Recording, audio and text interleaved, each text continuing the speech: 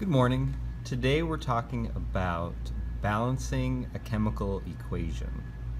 So here's a basic chemical equation. You have carbon reacting with oxygen gas, and that will yield carbon dioxide. Now on the left side, what we start with is the reactants. And on the right side, what we end up with is the products. You'll notice that there is the same number of atoms on this side as there are on this side. So I have one carbon here and one carbon here. I have two oxygens here, and I have two oxygens there. It has to be balanced. You have to have the same number of atoms here as you do here. So we'll take a look at what you do when you don't have a balanced equation. How do you balance it? How do you get it back in order? Okay, here's another simple chemical equation. We have hydrogen gas reacting with oxygen gas, and that will yield water. But we have a problem. So let's count up our atoms. I have two hydrogens here, and I have two hydrogens there, so I'm fine. Here I have two oxygens, but only one oxygen on this side. So I need to add oxygens to this side. Now I cannot do this. I can't just put a 2 down here because I don't have water anymore. That is hydrogen peroxide. Totally changes the molecule. So that is a no-no. But what I can do is something that you've probably seen in math. And I can add a 2 outside.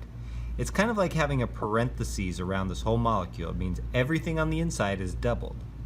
So now I have 4 hydrogens and I have 2 oxygens. All right, so now my oxygens match up, 2 oxygen, 2 oxygen. But I only have 2 hydrogens here and I have 4 over here. So I'm not done balancing. At this point, what I need to do is fix my hydrogens. And I put a 2 out in front, doubling everything here. 4 hydrogens, 4 hydrogens, 2 oxygens, 2 oxygens. And now I have a balanced equation. Okay, let's try one more. So it's getting a little bit tougher here, but the concept is the same. So I have my reactants on this side, and then I have my products on this side. And let's take a look. Iron, I have 2 iron atoms, and I have 1 iron atom over here. So already I know I'm off. Oxygens 3, oxygens over here only 1, so I'm off on oxygen. Hydrogen, 2 here and 2 here, so that looks okay, but we're probably going to need to move some things around. It's up to you what order you want to do this in, but I see the iron with 2, and I see iron sitting here by itself, so I'm going to add 2 out front to iron. Now sometimes when you start these you have to backtrack if it doesn't work, and that's okay. So 2 irons, 2 irons. Alright. Next in balance that I notice is the oxygens, 3 here and only 1 there. So what I could do to balance out those 3 is put 3 out front of the water here. Now that gives me 3 oxygens, but how many hydrogens do I have now? Well, I have 3 groups of 2, so that is 6 hydrogens. Remember, this 3 is like having parentheses here, and everything on the inside is multiplied by that number, that 3. So 3 oxygens, 6 hydrogens.